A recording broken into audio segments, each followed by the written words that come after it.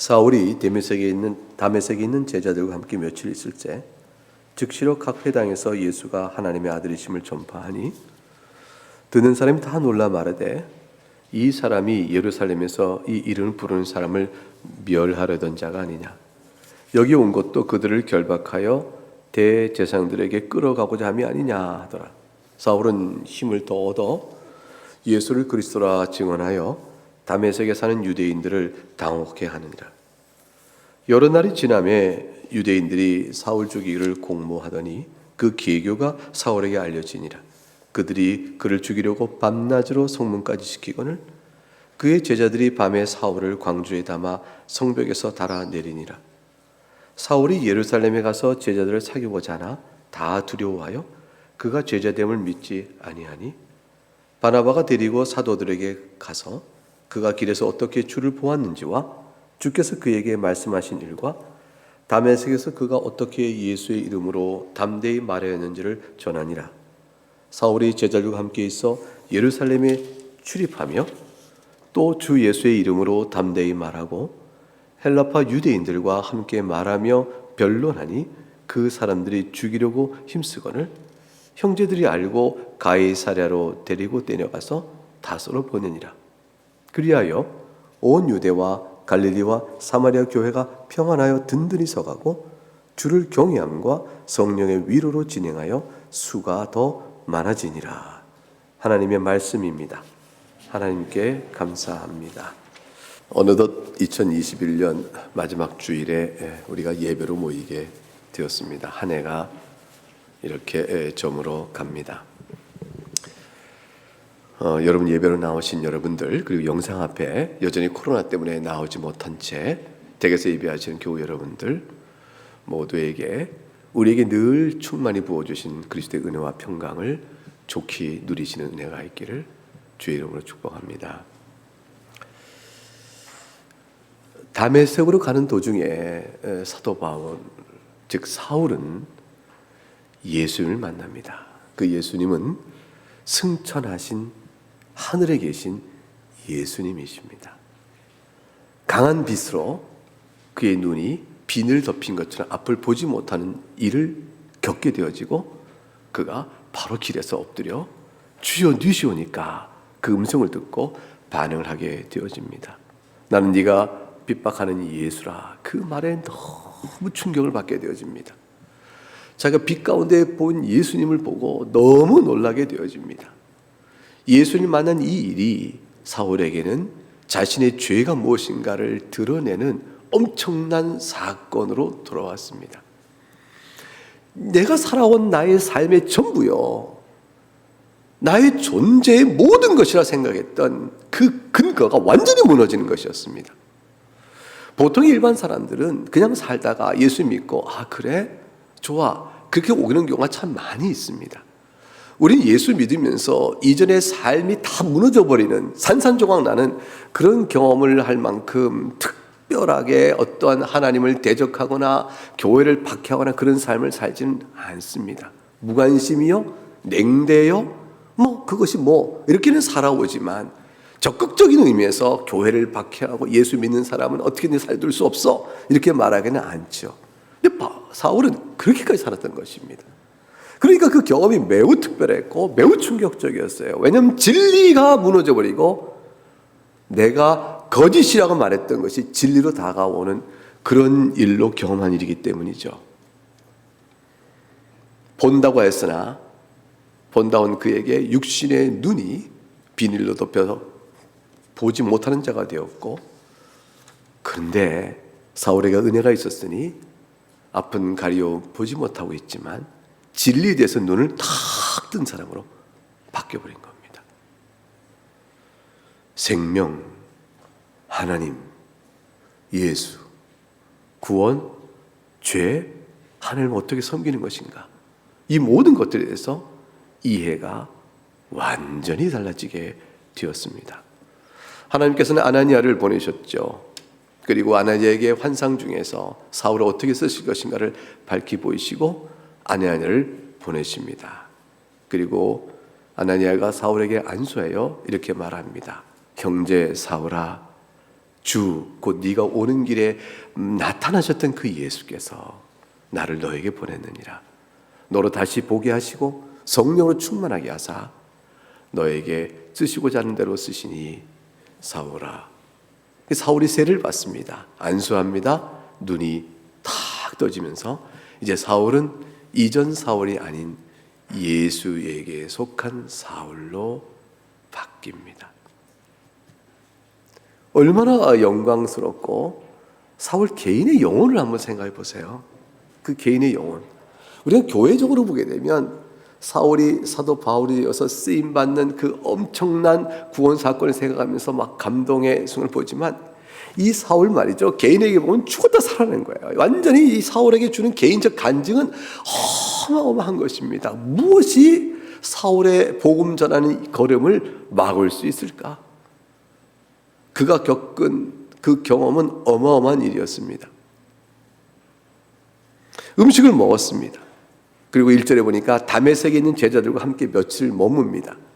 근데 그 마음, 그 말 뒤가 재밌습니다. 20절에 보니까 즉시로 각 회당에서 예수가 하나님의 아들이심을 전파하니 이렇게 되어 있어요.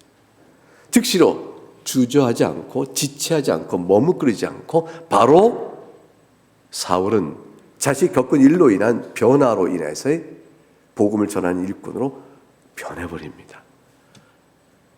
그가 말한 것은 정반대의 말이었어요. 20절에 예수가 하나님 아들이다 그랬습니다. 그리고 23절에 가니까 힘을 더 얻어 사울은 예수를 그리스도라 증언하였습니다. 그의 말은 두 가지가 핵심이었습니다. 예수는 하나님의 아들이다. 또 하나는 예수가 바로 그리스도다. 이 두 가지 선포의 내용은 자신이 다메섹까지 와서라도 예수 믿는 자를 체포하여 예루살렘을 끌고 가야겠다 한 바로 그 이유였습니다. 왜 예수 믿는 자를 그냥 놔두면 안 되는가? 그 자들이 예수를 하나님 아들이라고 그래. 그 자들이 예수를 그리스도라고 그런다고. 그러니 살려둘 수가 있나? 이렇게 말했던 바로 그 두 가지 이유를 자기 입으로 막 선포하기 시작한 것입니다.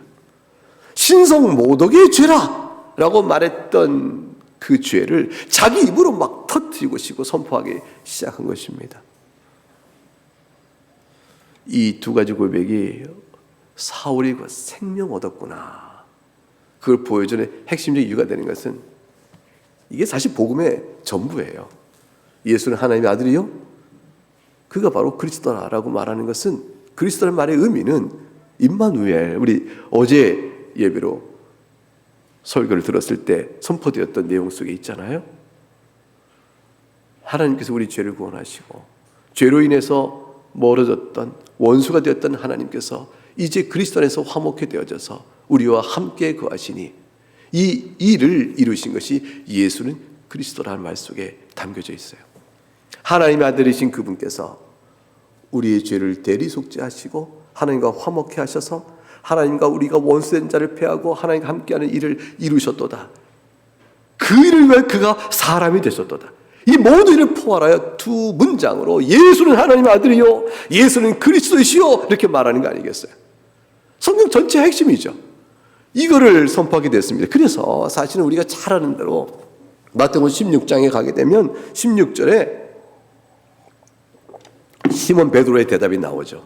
예수님께 너희는 나를 누구라 하느냐? 시몬 베드로가 대답합니다.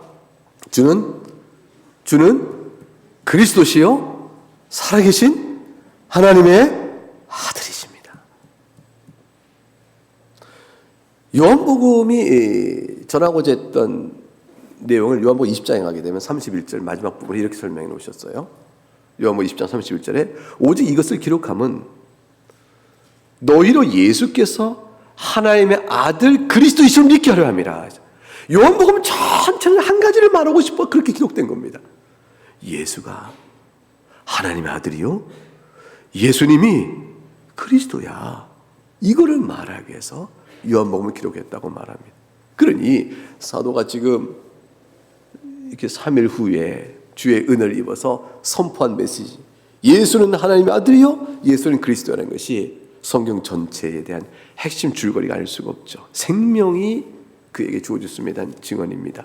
이 고백은 우리가 사느냐 죽느냐를 결정하는 가장 핵심적인 것이요, 이 고백은 천하 만 모든 것을 다 얻어도 바꿀 수 없는 귀한 것입니다. 왜냐하면 여러분의 영혼이 천하보다 귀하거든요.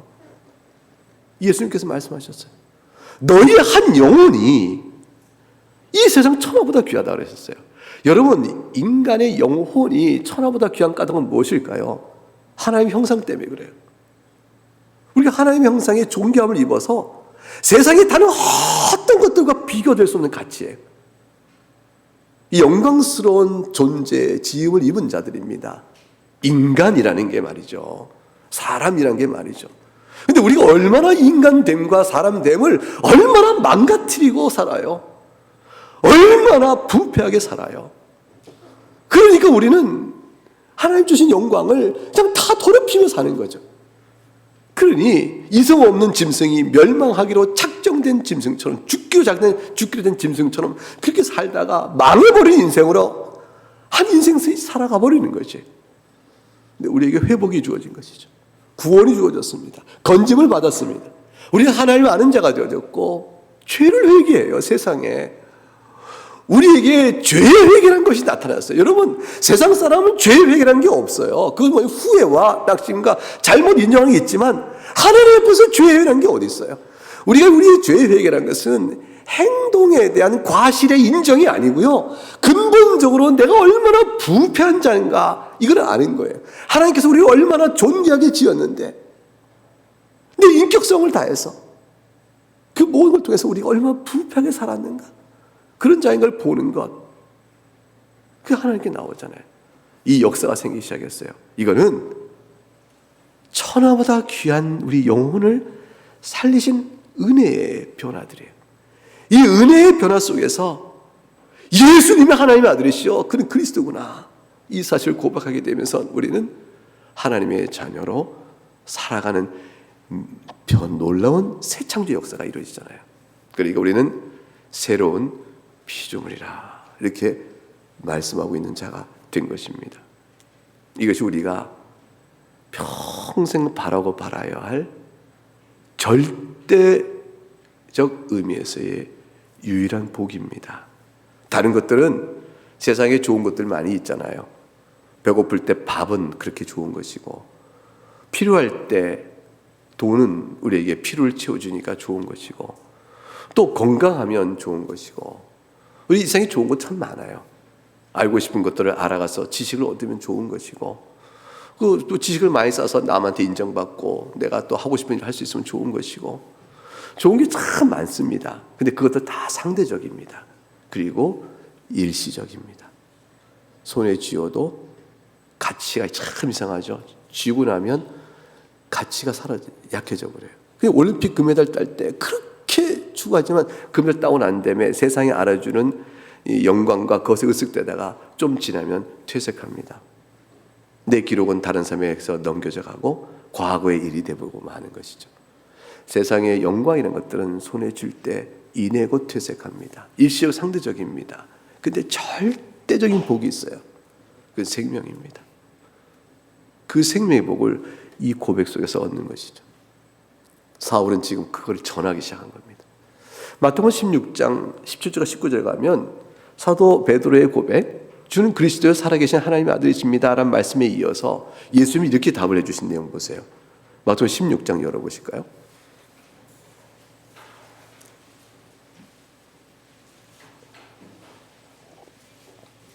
마태복음 16장 17절과 19절 맥락을 보게 되면 이 말씀이 이렇게 나옵니다. 17절에 예수께서 대답하여 이르시되 바요나 시몬아 네가 복이 있도다. 주님이 인정하신 복이에요. 그 다음에 복이 있는 까닭, 그 다음 문장을 읽어보실까요? 시작. 이를 네게 알게 한 이는 혈육이 아니요 하늘에 계신 내 아버지시니라. 여러분, 예수님 믿으십니까? 예수님이 하나님의 아들이시여 그리스도를 믿으시죠? 여러분, 이 고백을 여러분에게 하게 된 것, 진심으로 하게 됐다면, 거짓이 아니요 진정으로 하게 됐다면 그건 다 누가 여러분에게 그 고백을 가능토록 알게 하셨다고 되어 있어요? 하나님, 하늘에 계신 하나님 아버지십니다. 누구의 말씀입니까? 예수님의 말씀입니다. 여러분 이거 믿을 수 있어요? 내 안에서 있는 나의 고백이 하나님께서 내게 주신 것이구나. 여러분 이보다 큰 사랑이 어디 있어요? 이 큰 사랑을 받아 내가 이 고백을 주 앞에 드립니다. 첫째, 하나님은 얼마나 큰 사랑을 받아 네가 이 고백하는 줄 아느냐? 베드로에게 말씀해주고, 두 번째, 이 고백이 갖고 있는 너무너무 귀한 가치가 18절 또 나옵니다. 18절 같이 읽어봅니다. 또 내가 네게 이르노니 너는 베드로라. 내가 이 반석 위에 내 교회를 세우리니 음부의 권세가 이기지 못하리라. 이 고백은 교회의 모든 토대예요. 이 고백을 말하지 않는 교회는 없어요. 그럼 교회가 아니에요. 교회 그러면 예수는 그리스도 하나님의 아들의 말씀을 선포하겠구나. 그걸 통한 복음을 우리에게 알려주겠구나. 그 복음의 깊이와 넓이와 크기를 우리에게 계속 들려주겠구나. 그걸 우리가 함께 기뻐하겠구나. 그걸 우리 앞에 찬양하겠구나. 그걸 기뻐하는 모든 무리의 모임이 이곳에 있겠구나. 그것이 그 교회됨을 결정합니다. 만일 여기서 벗어나거나 딴 얘기가 오고 가거나 그러면 더 이상 교회가 아니에요. 교회 성질이 점점점 약해져 가는 것이에요. 여러분 교회예요. 이것은. 그 교회가 이 고백에 서 있습니다. 여러분이 그 고백으로 모였잖아요. 그 고백을 모여서 우리가 지금 이 고백 위에 세워져 가고 있어요. 여러분 우리가 이 강단에서 이 고백의 아닌 말들이 선포되면 여러분 한 주도 못 견딜 겁니다. 목사님이 이상해졌네. 두 번째 주에 오늘은 달라지고 한다. 또 딴소리예요. 이상해지셨네. 그 당장 장로님께 전화해요. 장로님, 목사님께 말 좀 하세요. 이상해졌어요, 목사님이. 상했어요. 상한 음식을 어떻게 먹어요? 상한 음식 못 먹잖아요. 예수는 하나님의 아들이다. 예수는 그리스도의 말씀이 선포되면서 복음이 선포될 때 여러분 그 음식을 달게 먹지만 여기서 이상한 소리가 나오기 시작하면 상한 음식이네? 이상하네 못 먹겠다. 이런 거부감이 여러분 심령 속에 막 일어나게 될 겁니다. 셋째 주에 왔는데 또 그래. 넷째 또 그래요. 썩었구나. 더 이상 먹을 것이 없다. 그렇게 됩니다. 그리고 여러분 결론 내릴 거예요. 교회가 아니야. 이 말씀 위에 교회가 씁니다. 얼마나 중요한지 몰라요. 그러니 너는 베드로라는 말 속에 오늘 본문 사도 바울의 선포는 너는 바울이라고 똑같이 들어가요. 즉 베드로를 통해서 고백된 이 내용은 바울의 고백으로 너는 바울이가 되는 것 똑같이 이 교회를 세우는 데 되어집니다. 여러분의 이름도 이 자리에 들어갈 수 있어요. 여러분이 똑같이 예수는 하나님의 아들이시요 예수는 그리스도이십니다 라고 선포할 때 여러분이 바로 너는 하고 여러분의 이름이 들어갈 수 있어요. 왜냐하면 여러분이 사도적 가르침에 충실하기 때문에 사도의 교훈이 교회의 토대가 되는 것처럼 여러분도 그 이름에 함께 붙어있게 되어집니다. 그래서 여러분의 고백이 이 교회의 토대입니다. 여러분의 고백이 변질돼 가면 이 교회는 교회로 서갈 수가 없는 것이에요. 예컨대 이거죠. 복음을 전할 때 여러분이 싫어하기 시작하는 거예요. 자꾸 재밌는 거예요. 그랬더니 아이에게 이 좋은 음식이다 하고 먹였더니 애가 안 먹어요. 맨 달달하고 몸에 좋지 않을 것 같지만 낼름낼름 먹고 그게 몸에 좋은 거야. 이게 생명 얻는 거라고 줬더니 안 받아요. 그럼 얼마나 밥 먹이기 힘들어요. 교인들의 성경의 말씀을 안 들어요. 복음의 말씀을 잘게 듣지는 않아요. 교인들의 복음의 말씀을 들을 때 힘들어해요. 그러면 어떻게 강단이 유지되어져요? 이 말은 무엇이냐면 여러분이 복음을 즐겨 듣는 순간 여러분 교회의 사도들과 함께 토대로 세워간다는 사실이에요.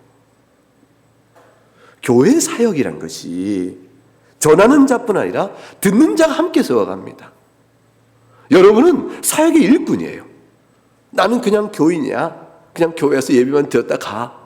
여러분 얼마나 중요한지 몰라요. 여러분이 교회를 구성하고요. 여러분이 그 말씀을 듣고 기뻐하고 즐거워하는 그 자체가 이 교회의 사도적 선포에 동의하고 협력하고 세워가기 때문에 여러분은 그 사역의 참여자예요. 그냥.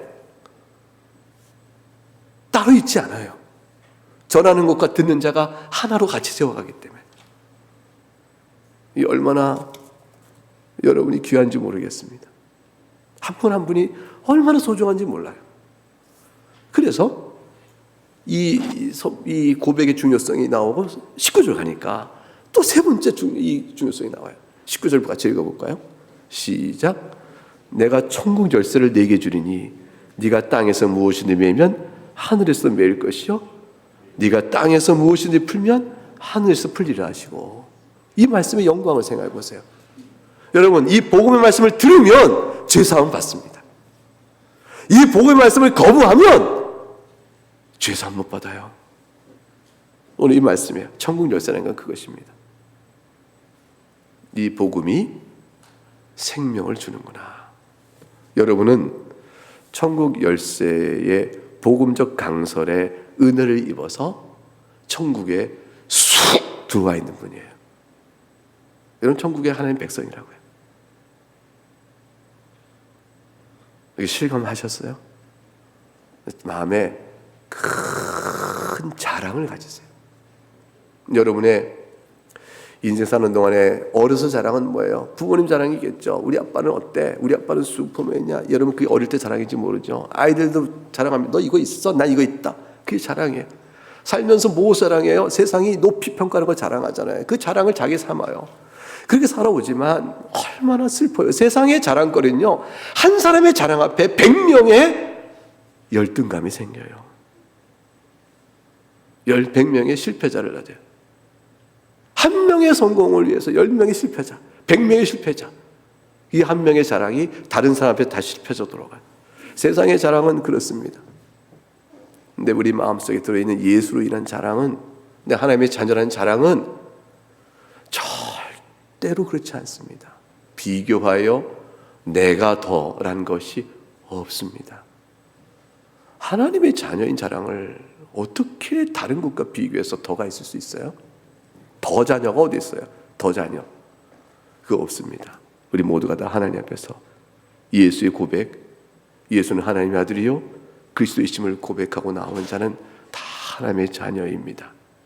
이 자녀됨의 이 기쁨과 그 주는 위로는 세상의 삶에 어떤 것도 빼앗지 못하고요, 어떤 것도 바꾸지 못합니다.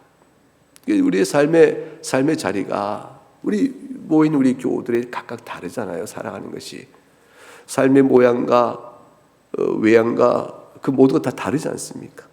그럼 우리 한 가지로 믿음 안에 형제가 되고 자매가 되었는데, 이 한 가지 되어 있는 이 소속에 우리는 한 가지 자랑을 공히 갖고 있는 거죠. 이 같이 누리고 있는 이 자랑 우리한테 비교 의도 없고 살아가는 삶의 자리가 어떠하든지 우리를 넘어뜨리지 못합니다. 그래서 우리가 회복이라는 것, 또 담대함이라는 것, 인생의 의미를 찾는다는 것, 이 모든 것들은 다 여기에 있는 거예요. 그래, 나는 하나님의 자녀지. 이 사실에 대한 확신과 환기, 다 상기, 돌아봄. 그러니까 어떤 게 나를 넘어뜨려, 어떤 게 나를 상하게, 내가 넉넉히 이기지, 이것으로 나갈 수 있는 것이에요. 그거 없으면 우리는 다 그냥 어떻게 못 살아요. 어떻게 살아요, 여러분? 뭘로 살아가실래요? 예수 신앙 빼고 여러분 인생 속에서 뭐로 살아가시겠습니까? 지금 한번 생각해요. 여러분이 예수 신앙 빼고 무엇으로 살아가겠어요? 삶이 참 허망하거든요. 삶이 참 슬퍼요. 삶이 참 곤고합니다. 진짜 믿을 게 없어요. 재미난 게 없어요, 삶이. 제가 염세적이에요? 제가 좀 비관주의자예요? 김병호 목사님 좀 감정 상태가 좀 문제가 있다. 이 세상을 저렇게만 설명할까? 얼마나 좋은데. 눈 오니까 놀기 좋고, 뭐로 즐거워서. 여러분, 세상의 문학을 다 읽어보세요. 소설 다 읽어보세요. 소설 속에 들은 인생의 모습이, 그래요. 덮어버리게 돼요. 안 됐다. 근데 그것이 우리의 실존과 다르지 않다. 우리의 실상이 그렇다는 걸 보여줘요. 우리의 실상은 영화나 드라마나 소설이나 주변에 살아가는 삶의 모습이 우리의 실상입니다. 예외 없습니다. 근데 그것만이면 우리는 참 슬퍼요. 너무 고통스럽고 의미가 없습니다. 그런데 그 인생을 우리가 같이 파도를 걷어가며 살아가야 되고, 하지만 우리가 타고 있는 배가 있어요. 그 배가 뭐냐면 예수 그리스도의 배죠. 구원의 방주잖아요. 이 복음 위에 탁 서 있으니까 넘어갈 수 있고 헤쳐갈 수 있고 마침내 영혼의 낙원의 주께서 계신 포구까지 안전하게 도착하는 겁니다. 그걸 우리가 사는 겁니다.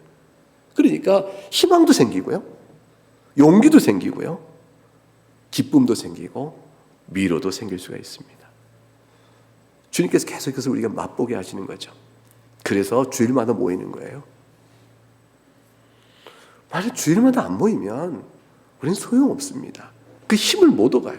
자꾸 약해져 갑니다. 모이면 힘을 얻습니다. 코로나가 참 나빠요. 코로나가 정말. 왜 나쁘냐면 모이질 못하게 하니까. 지금도 오늘 교회 못 나오신 분도 계시잖아요. 딱 이유 하나겠죠. 코로나 때문에 못 오실 거 아니겠어요? 다른 이유였다면 벌써 다 오셨을 교우들에. 다른 이유라면 왜 안 나오셨겠어요, 여기에? 한 가지 이유 때문에 못 나오신 거잖아요. 모여 예배할 때 힘이 나고 용기가 나고 홀로 있지 않다고 딱 알게 돼요. 이 복음은 그겁니다. 바울은 절실하게 사도들과의 교제요, 믿음의 형제와의 교제가 절실했습니다.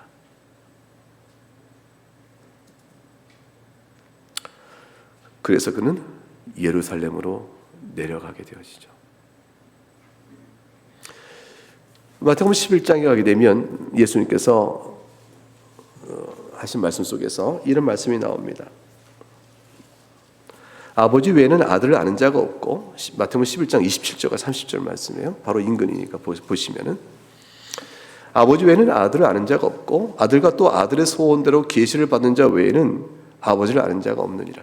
수고하고 무거운 짐진 자들아, 주님 그렇게 말씀하셨어요.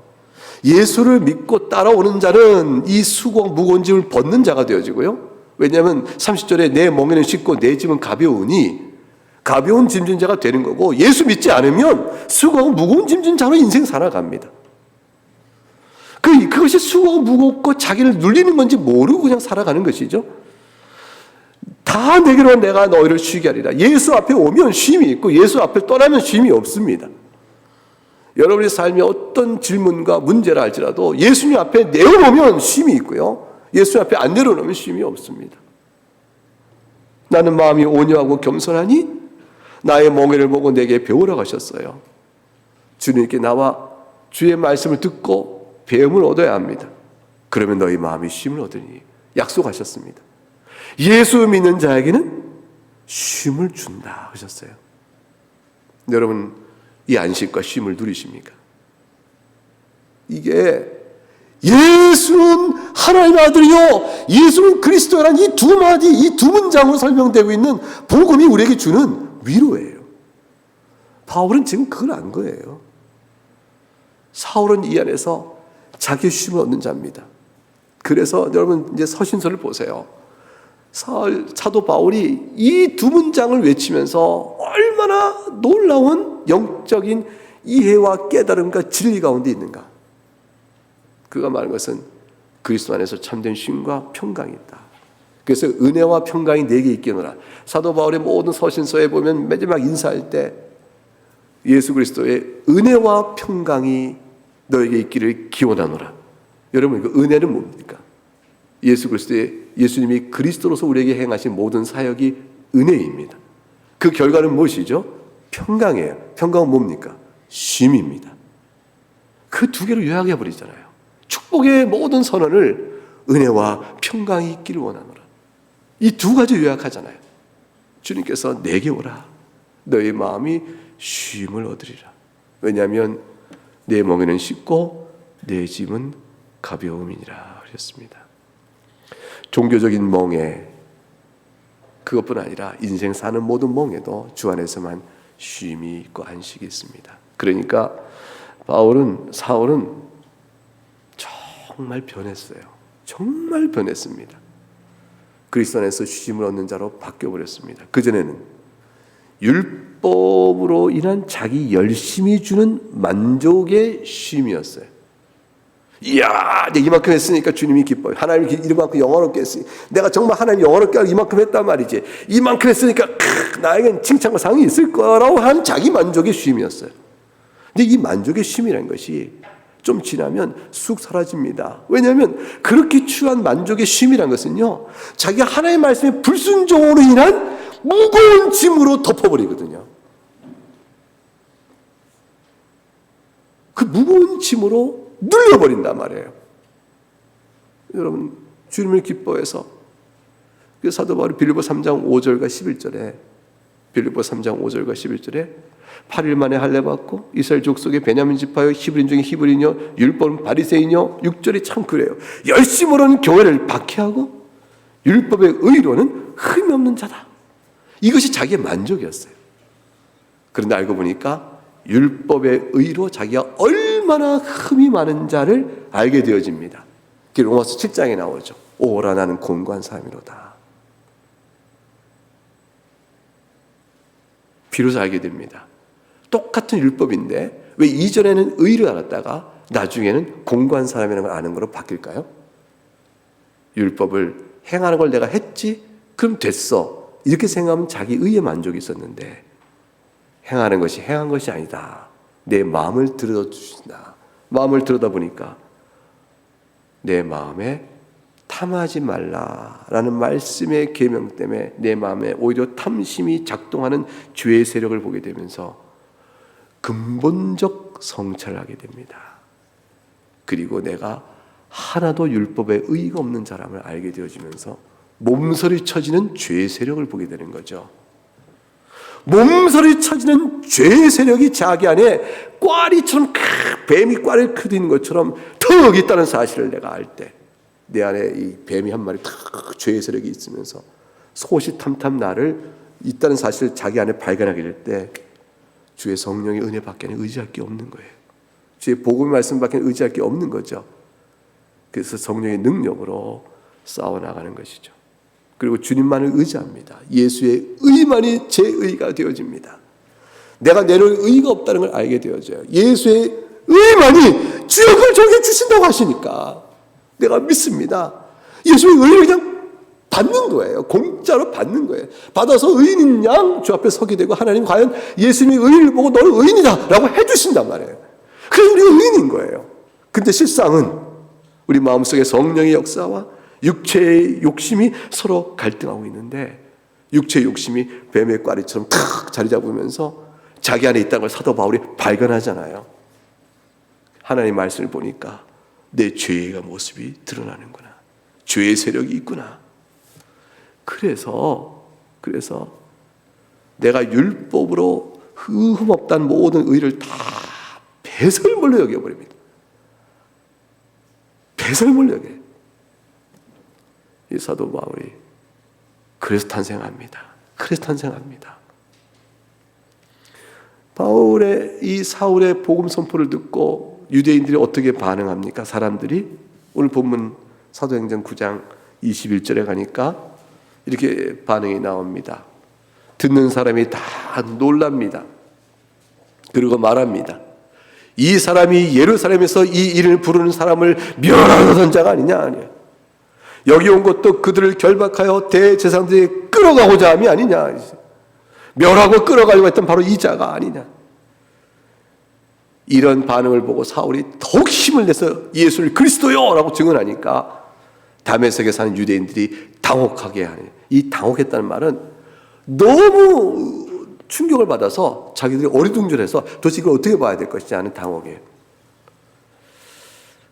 저들이 어떻게 할까요? 이제 사울을 죽여야겠다고 생각하죠. 그래서 23절 보니까 유대인들이 모여서 사울 죽이기를 공모합니다. 근데 하나님이 사울을 살리세요. 24절 그 계교가 사울에게 어떻게 알려지네요. 하나님의 은혜죠. 하나님께서 사울을 보호하십니다. 우리가 하나님 보호 가운데 살면서 악한 일로부터 보호하여 살게 하시는 은혜들이 있고, 또 하나님의 일을 위해서 보호하여 살게 하시는 일도 있고, 바울이 지금 이 다메섹에서 죽임을 당하지 않도록 이 계교가 어떻게 알려들어서 형제들이 어린아이 설교했을 때 봤던 영상처럼 성에서 밤에 광주에 담아서 성벽에서 타락하게 내려줍니다. 이제 도망자 신세가 된 거죠.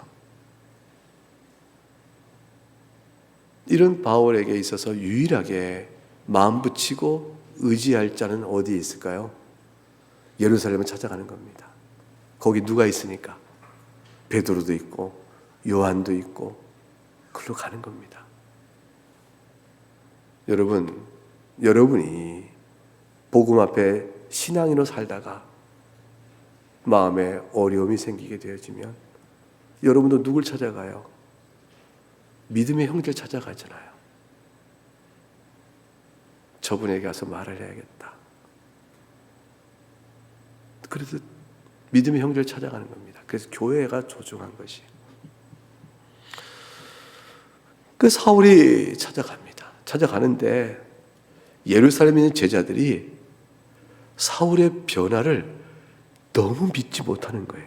그래서 오늘 성경 26절에 가니까 사울이 예루살렘에 가서 제자들을 사귀고자 하나 다 두려워합니다. 아니, 사울 아닌가? 그가 제자됨을 믿지 아니합니다. 말이 안 되거든요. 이게 무슨 말이냐면 절대로 안 바뀔 사람, 그게 사울이란 거예요. 다 예수 믿다고 나와도 네가 예수 믿는 건 내가 못 믿겠다 할 바로 그 장면이 사울이었어요. 근데 하나님은 바꾸신 겁니다. 여러분은 어떻게 생각하세요? 여러분이 예수 믿는 것은 바꿀 만한 사람에서 바꾸신 것 같아요? 어떠세요? 그래도 나는 좀 예수 믿도록 바꾸실 때 나 정도는 좀 그래도 바꾸실 만한데 너는 안 될 거야. 이렇게 해서 나는 좀 괜찮아서 바꾸실 거 그럴 것 같습니까? 우리가 한 명도 그런 사람 없습니다. 우리는 다 남들이 볼 때 도무지 네가 예수 믿는 걸 믿을 수 없어 할 만큼 그런 자들인 거예요, 사실은. 그런데 왜 우리가 그렇게 모습이 안 드러났을까요? 우리는 사울만큼 열심히 없어서 안 드러났죠.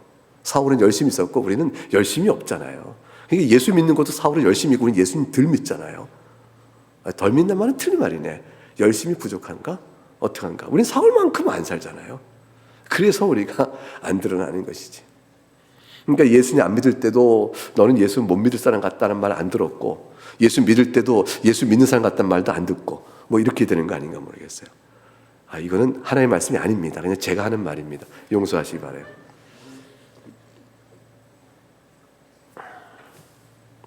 하나님이 그 자를 바꿔버리셨어요. 제자들이 너무 놀라게 됩니다. 바나바가 등장해요.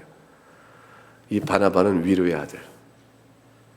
이 바나바가 여러분에게도 있기를 바라는데, 바나바가 데리고 사도들에 가서 그가 길에서 어떻게 주를 보았는지 주께서 그에게 말씀하시니까 다메섹에서 그가 어떻게 예수의 이름으로 담대히 말했는지를 전하니라. 변호해 줍니다. 그리고 소개해 줍니다. 교제를 열어줍니다. 그래서 이제 예루살렘 교회에 사울이 받아들여지게 되고 제자들과 함께 있게 됐다. 28절에 되어 있습니다. 그러자 사울이 또 전하는 거죠. 주 예수의 이름으로 담대히 말합니다. 예수는 하나님의 아들이요 그는 그리스도다 하고 담대히 말하죠. 헬라파 유대인들과 함께 말하며 변론하니, 이게 굉장히 의미 있는 말이에요.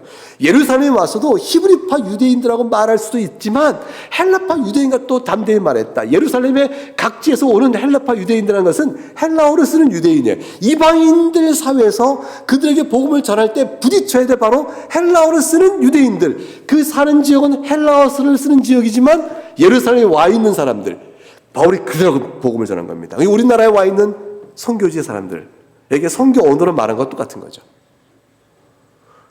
지금 우리나라 와 있는 선교지의 사람들에게 또 외국인들에게 복음을 전하는 얼마나 많은 사역자들이 있어요. 그게 지금 바울이 하는 것과 똑같은 얘기인 거예요. 예루살렘에 와 있는 헬라파 유대인과 말하더라. 이슬람 지역에 있는 사람들, 그가 뭐 어느 지역이든, 우리나라에 와 있는 외국인 노동자 참 많잖아요. 필리핀, 인도네시아, 방글라데시 얼마나 많아요. 네팔도 있고 등등 많은데, 그들에게 그들 언어로, 또는 그들이 한국말 좀 익히면 한국말 좀 쓰지만, 아니면 또 영어로 그들에게 복음을 전하는 일을 막 하듯이, 지금 사울이 지금 예루살렘에 있는 헬라파 유대인들하고 막 얘기한 겁니다.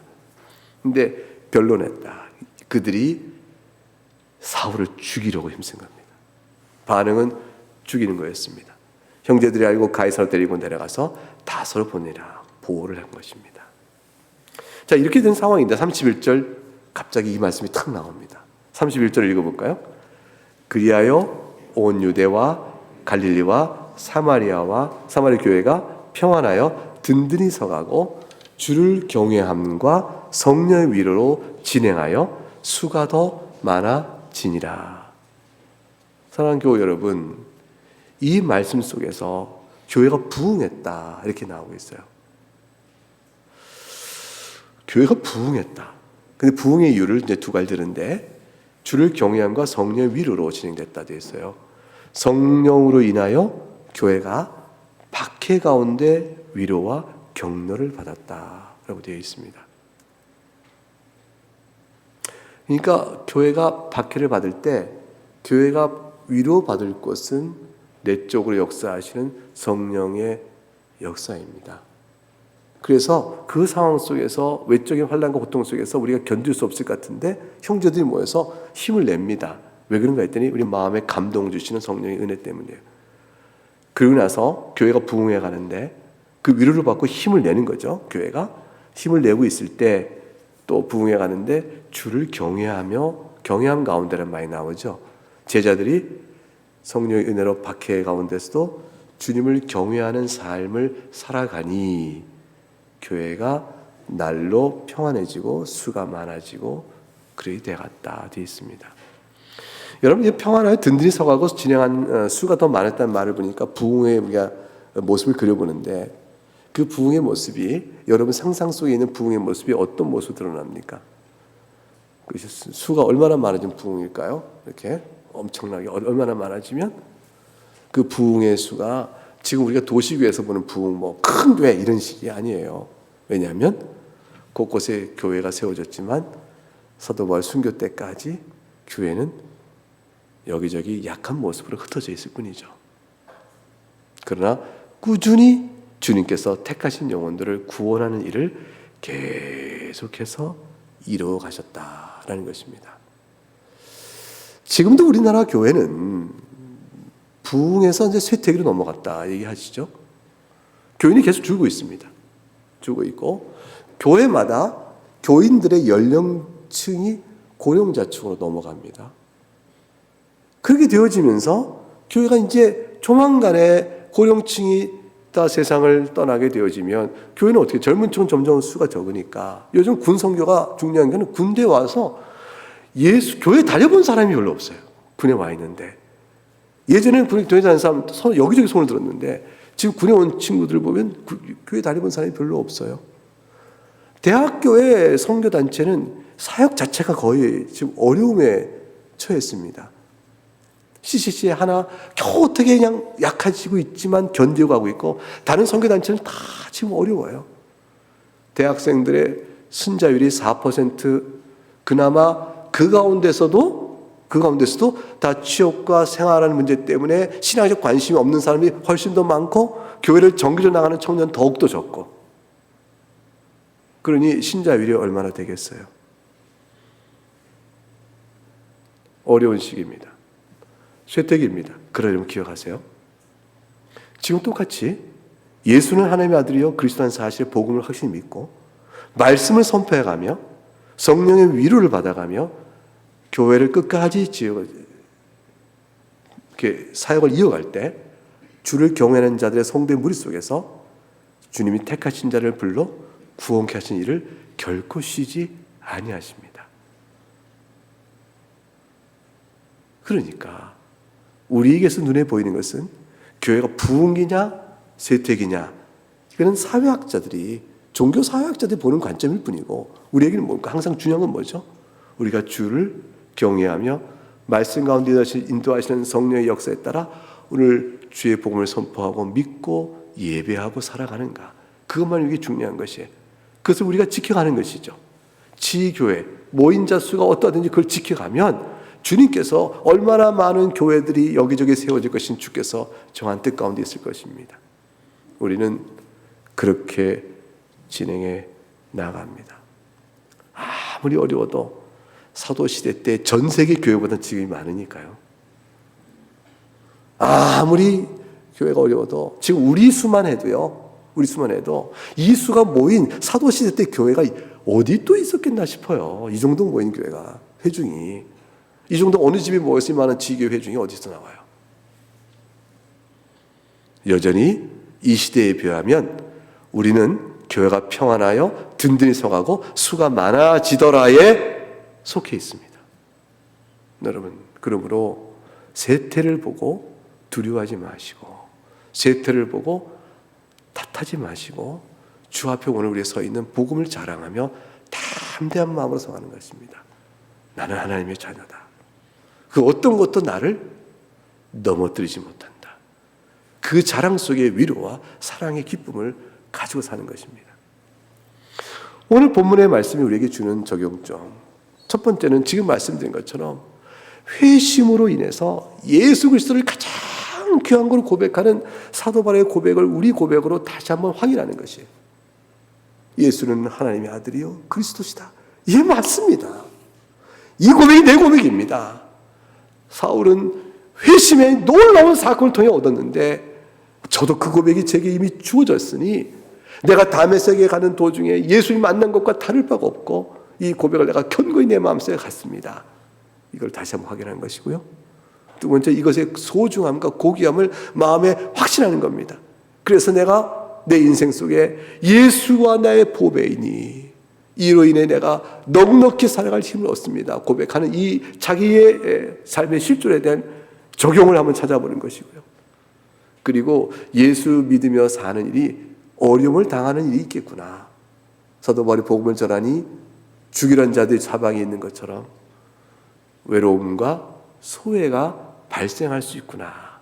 예수 믿는 것 때문에 주변에서 관계가 소원한 일도 생길 수 있겠구나. 마음에 예비함도 갖는 거고요. 그러나 하나님께서는 교회를 평안케 하고 든든히 세워가니 내가 속한 교회도 그렇고 나 또한 교회 일원으로 내 안에 평안을 주시고 내 인생의 걸음도 든든히 세울 것이다 라는 것도 개인적으로 적용해 볼 수가 있는 것입니다. 이 말씀을 생각하면서 주 앞에서 찬송하고 기도하도록 하겠습니다.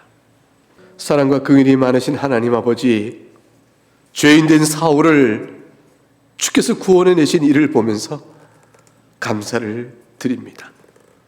사울은 이제 자신의 죄를 알았고 오직 불쌍히 여겨 구원하실 이는 예수 그분임을 알았으며 이제 그는 자기의 생명을 다하여 예수는 하나님의 아들이여 그리스도라 외치는 자로 자기의 생명을 던지게 되었습니다.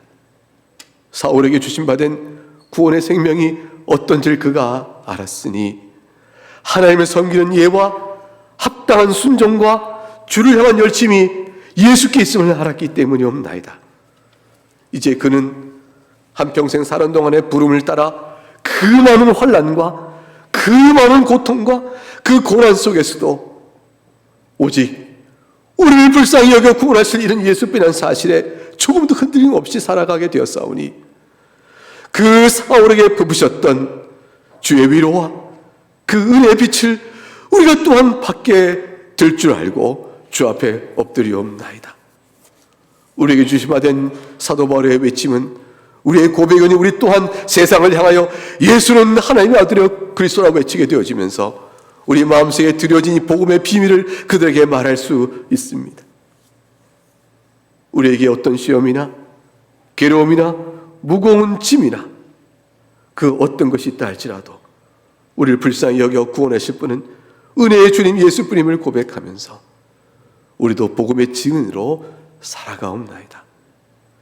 끝까지 하나님께서 구원의 자를 구원하시고 교회를 평안케 하고 그 가는 길을 든든히 세우며 수를 점점 늘리셨던 일 가운데서 우리가 그 은혜를 입어 그 교회에 속하게 된 것을 생각할 때 참으로 감사를 드립니다. 모신 모든 귀한 교우들이 이 일로, 이 말씀을 인하여 마음속에 큰 위로와 결심과 담대함이 생기도록 크신 은혜를 더욱더 부어주시옵소서.